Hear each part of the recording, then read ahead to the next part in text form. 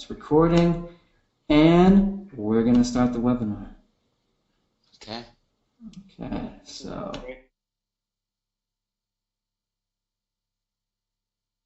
Hey everybody, if you showed up, we're a bit early. We've got a few minutes to go, but we're just hanging out here before we get started. So I'm Raleigh Latham. I'm joined by Neil Spackman, Matt Powers, and of course the one and only Elaine Ingham. So feel free to type in where you guys are coming from. We got a little chat box, so we'd love to know where you're coming in from. So type that down, the questions, and then, yeah. I'm coming from Iowa City. Neil is from Saudi Arabia. Matt's from California, and so is Elaine. So we're coming from all over the place. Okay. Yeah, I'm actually an Oregonian, but I'm down in California, right? So the research farm that we have, California. So I spend about 2 weeks every month here at the farm, and I spend about a week at home, and then the rest of the time I'm traveling. Nice. Wow. Sort of like Neil, who's in Saudi Arabia. Oh, no, you're in Jordan right now. No, I'm back in Saudi Arabia. Okay. We were in Petra yesterday. That's an amazing place. Yeah. Yeah, it is. I noticed way more this time. I was there 6 years ago, and this year I was there just to look for water stuff, and saw some really cool things that will probably end up in a future webinar. Yeah.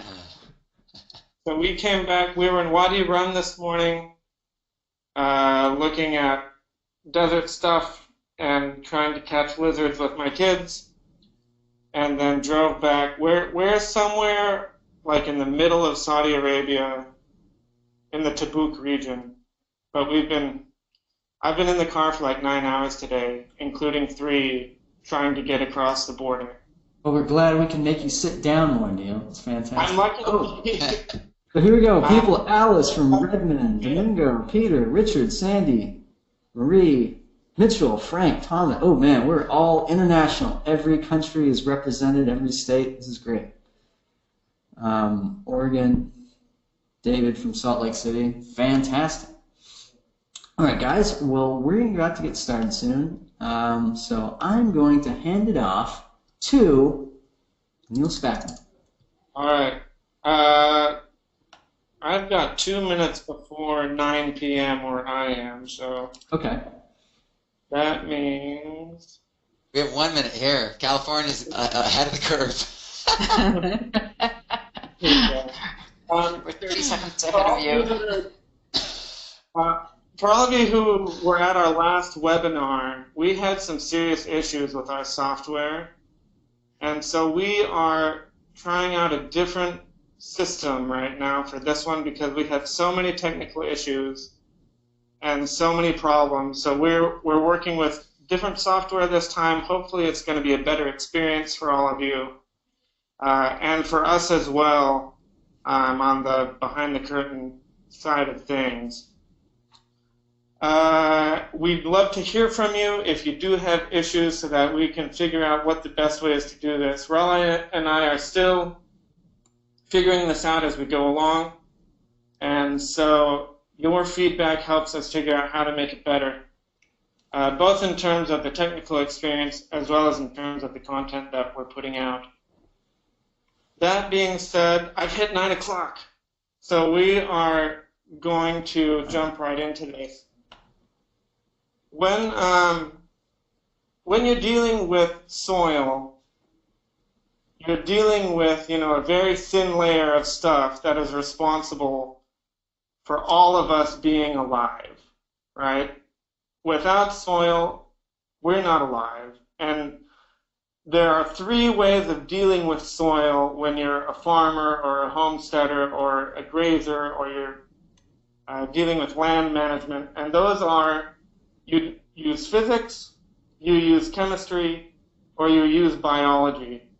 And chemistry has been the dominant mode at least for the last 60 years. And it used to be a bit of an anthem that chemistry will make our lives better, and chemistry is, when the Green Revolution back in the 50s and 60s, chemistry was the big thing.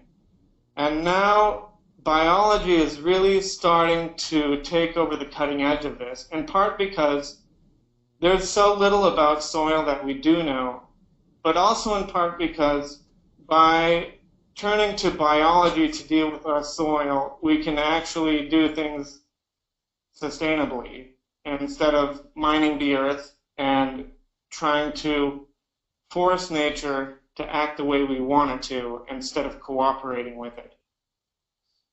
That being said, I'm really, really excited to have Elaine Ingham on with us because she's, I think, at the top of the game when it comes to using biology as a way of dealing with our soil. So I'm really excited to hear what she's going to say.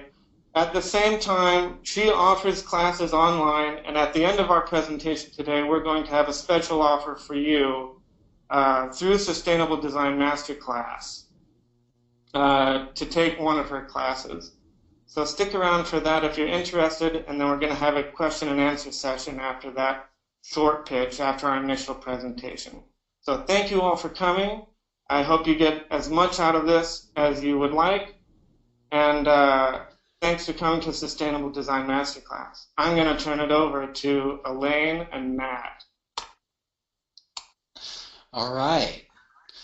So I'm here to introduce Dr. Elaine Ingham, and it is an absolute pleasure to do so because when we talk about the soil life, the soil food web, when we talk about compost tea, when we talk about composting, and we talk about testing for soil life, it's not just that Dr. Elaine Ingham is at the forefront of these things. It's not just that she is leading us. She set the tone by creating the discoveries that we are now all running on. She is the one whose research created new testing methodologies that we're all now using to verify our soil life, to verify the fertility in our soil.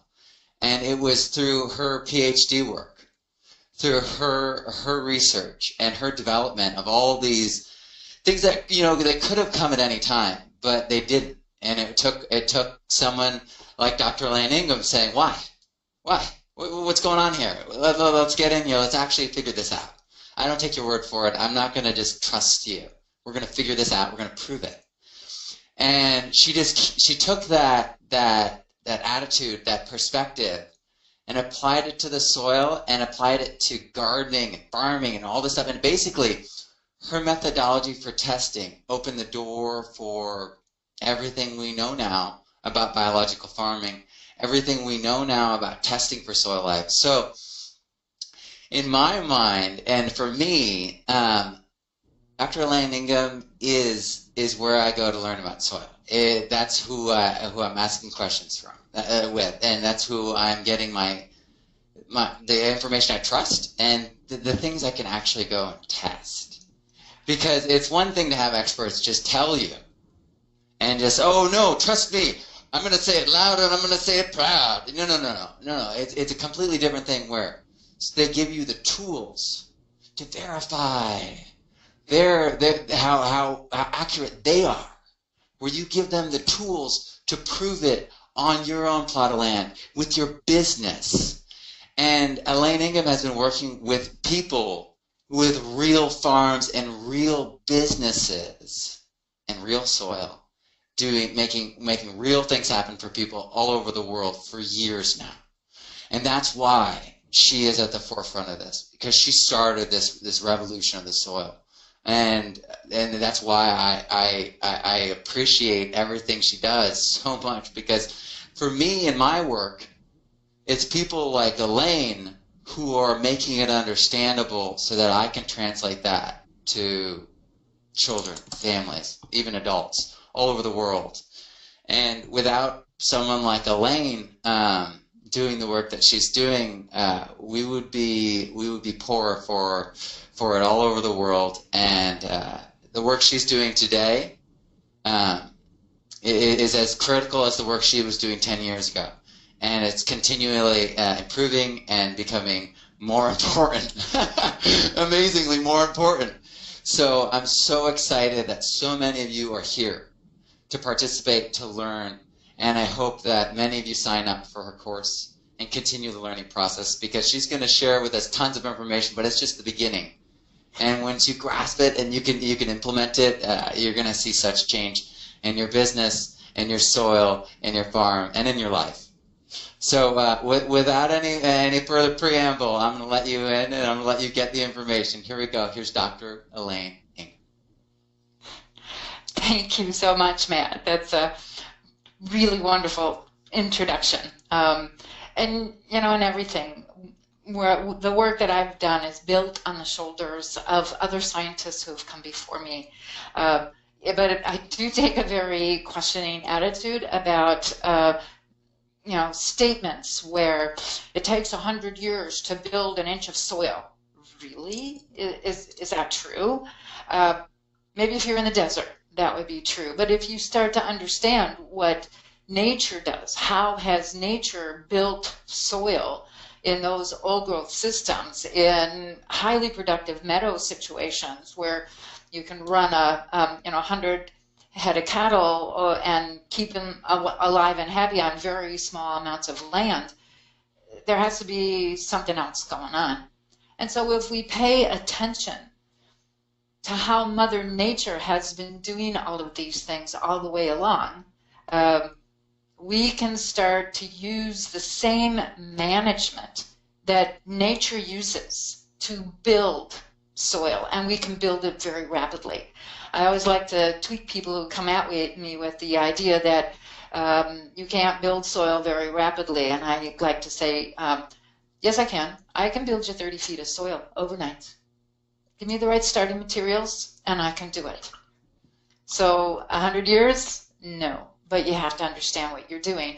If you don't have a microscope, if you don't have any way to assess your starting materials going into that, well, you don't have a way to assess the biology that you're putting into that dirt, you're playing trial and error. And it's going to take you years to do the transition, not overnight.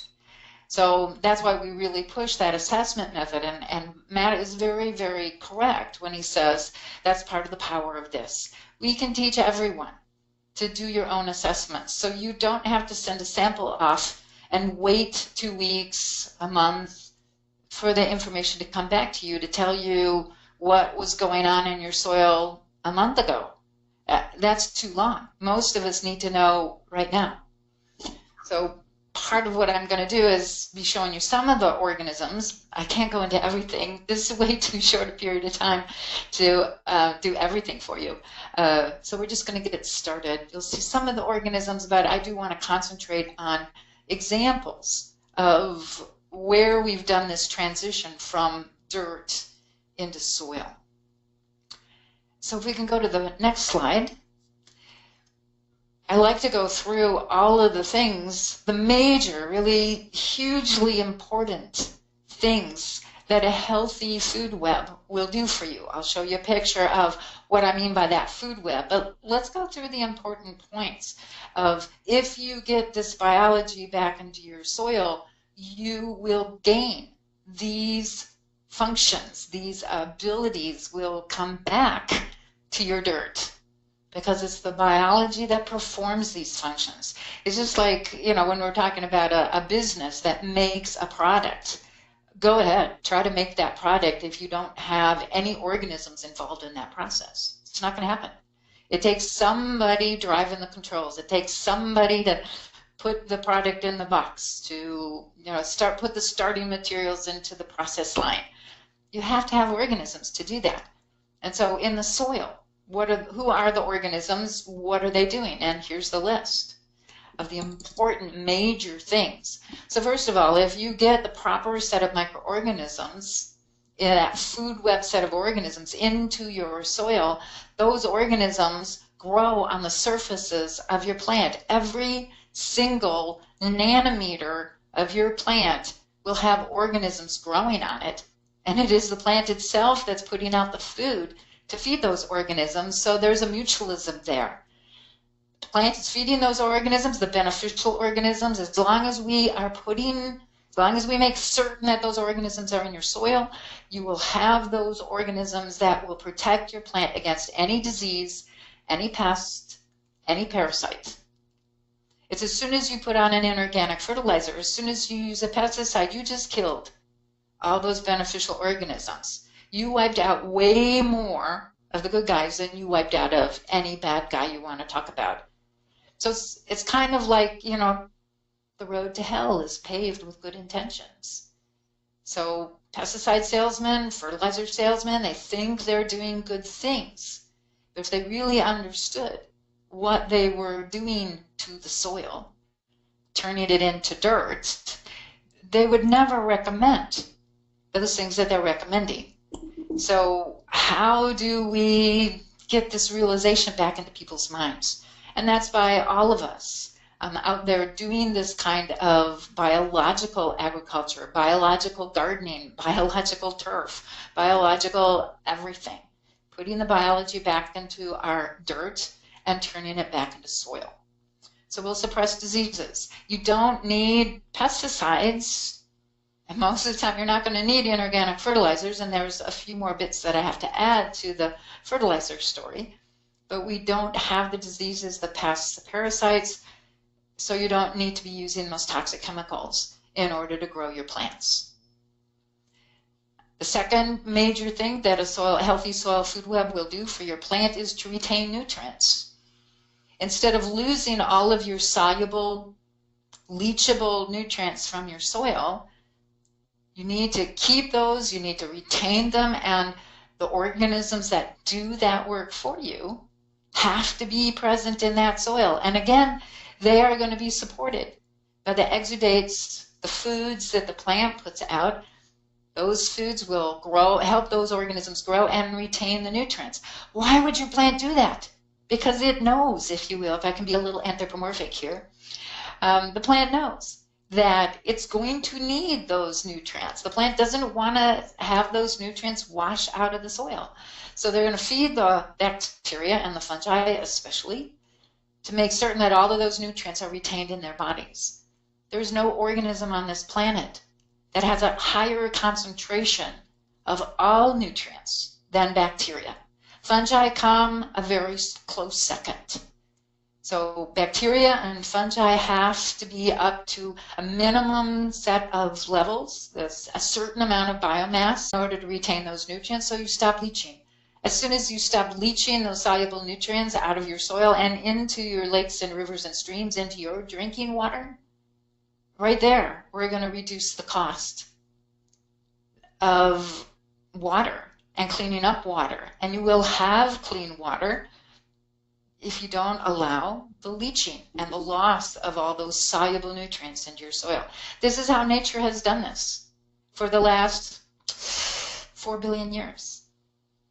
Why do we think we know better than nature? That poor Mother Nature, she needs our help. She just doesn't understand how to retain nutrients in the soil. Nature doesn't understand how to cycle nutrients into a plant available form. She's only been at this for as long as plants have existed on this planet.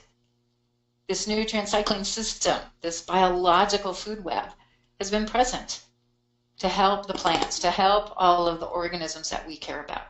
So the third really important thing that a healthy food web will do for you is to make nutrients available to your plant in exactly the right form and at exactly the right time. So when your plant is trying to germinate, that seed germinates, it's got a massive demand for those roots down into the soil.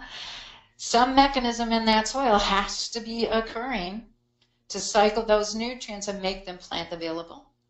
Think about any natural ecosystem that you want to consider. Old growth forest, highly productive pasture, whatever kind of ecosystem you want to envision. There's nobody out there putting on inorganic fertilizers in order to get those plants to grow. There's nobody out there putting on pesticides in order to prevent diseases and pests. And yet there are no diseases and pests. Parasites are not a factor in those natural ecosystems. Where are all the nutrients coming from? if the rate of growth of the trees in an old-growth forest far exceeds every agricultural crop field, how do those trees stay alive? And they have managed to stay alive since before the time that Christ walked this earth. Now, long before the Roman Empire, those trees were growing in that old-growth forest. So how did they manage to stay alive at a growth rate that far exceeds any agricultural field? More nutrients are put away into the bark, into the wood of those trees on an annual basis. The amount of nutrient we remove from an agricultural field and ship it off to the market to feed people. So if an old-growth forest is being more productive than any agricultural field you want to talk about, and yet nobody's putting on inorganic fertilizers, there is no need to put on pesticides, there are no weeds in that forest, can't we use that information? If we understand how nutrient cycling, if we understand these really important concepts, who is it that's doing this and how does nature do this, we can then use that management to grow our crops without the pesticides, without the toxic chemicals, without the inorganic fertilizer. Every inorganic fertilizer is a salt, and it's killing these organisms in your soil. You know, think about the chlorine and the chloramine that's coming in your water, and as you're watering your lawn, you're killing the organisms. Why do we put chlorine and chloramine into our drinking water? It's to kill microorganisms that might be growing on the pipes so that those organisms, those pathogens, don't appear in your drinking water. And yet you're using that drinking water with those toxic materials in it, and you're killing the organisms in your soil. What happens when you kill organisms in the soil? All these wonderful functions can't occur. They're not going to be happening. Your plants are going to be sick, they're going to be unhealthy, they're going to die. So we think that putting on inorganic fertilizers will help those plants. No. You're making your plants drug addicts. You're stick them in and trying to give them that IV and keep them alive, and it's not sustainable. And it has all kinds of other consequences that harm the ecosystems around you. So let's understand this natural nutrient cycling system. When we look at a plant with its root systems going down into the soil, all over the surfaces, every surface of that plant is putting out exudates that will feed these organisms in the soil. Well, great, what's an exudate? Scientific ease for, well, what is that stuff? Well, basically, exudates are made up of mostly sugar, a little bit of protein, and a little bit of carbohydrate. Oh, great, she's using the scientific terms again. What do I mean when I say, if I asked you to go into your kitchen and grab a whole huge diversity of different kinds of sugars, pull out some protein, add that into the mix, pull out some carbohydrates, sugar, syrup, honey, all the different kinds of sweet things, put a little bit of those things into your bowl.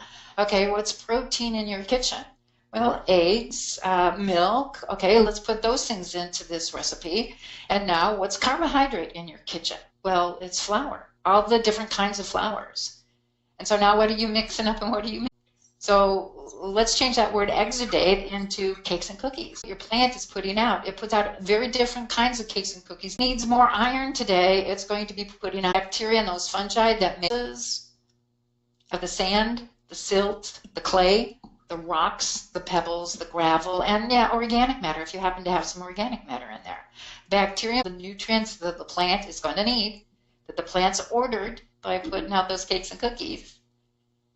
And so they're tying up all those nutrients. They're retaining, holding, keeping those nutrients in that area right around the root system. And the bacteria and fungi are growing to really massive levels right around that root system there. They're protecting your root system against the diseases, pests, and parasites.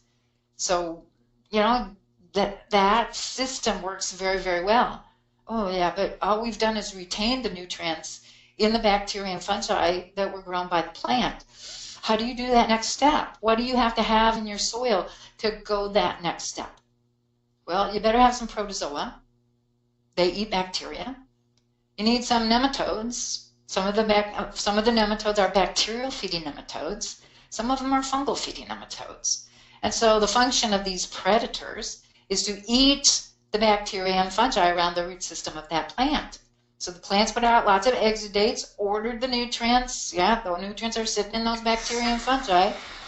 And now they're going by protozoa and nematodes. The predators take the nutrients that they require, but the concentration of every nutrient is way higher in the bacteria and the fungi than in the predators. So here's the picture of the soil food web. I'm going to, in a minute, go back to that first slide. But when we're looking at the bacteria and fungi, follow the arrows here. You can see the sun at the top of that picture on the left-hand side. Photosynthesis in the plants, all the sugars produced by photosynthesis going down into the root system, and the plant then making exudates. And the arrows move right on over to bacteria and fungi. Does your plant wants to grow the plant that you want to grow, and that determines which plant is going to be selected under different conditions. So bacteria and fungi, using their enzymes to store nutrients in the next column then, are the protozoa. The flagellates and the amoeba are the good guy protozoa. Ciliates are the, something's going wrong. So we use those as good indicators. There's your nematodes, your bacterial feeders, your fungal feeders. And so in that interaction between the bacteria and fungi and their predators, nutrients are released, because the nutrient concentration in the prey is so much higher, in the bacteria and fungi is so much higher than in the biomass of the predators. So right there at the root system, all the nutrients the plant requires is being released. And the plant takes up what it needs. And it says, thank you very much, guys. Now I need, instead of iron, now I need some more boron. That's what I'm lacking in now. So the plant puts out a different cake or cookie, so it puts out red velvet cake now. And so enhances the uptake of that particular nutrient. But it's getting all of them. Bacteria and fungi don't grow on boron alone. They can accumulate boron in their biomass, which is then going to be released. So you can see where there are consequences of this process going on. So nutrient cycle, nutrient root system. And the plant takes up what it needs. If there is more nutrient being released than the plant needs, then the bacteria and fungi are still left, didn't get eaten by the prey. They're going to take up those soluble nutrients, hold them, retain them, keep them in the root system. So it's a system that works remarkably well, and it prevents loss of water quality. So we have to follow this approach. The thing that's going to take human beings off this planet is a lack of clean water, not a lack of food. We grow more than enough food to feed everybody growing our plants, and we can use the balance of the select for the particular crop species that you want to grow.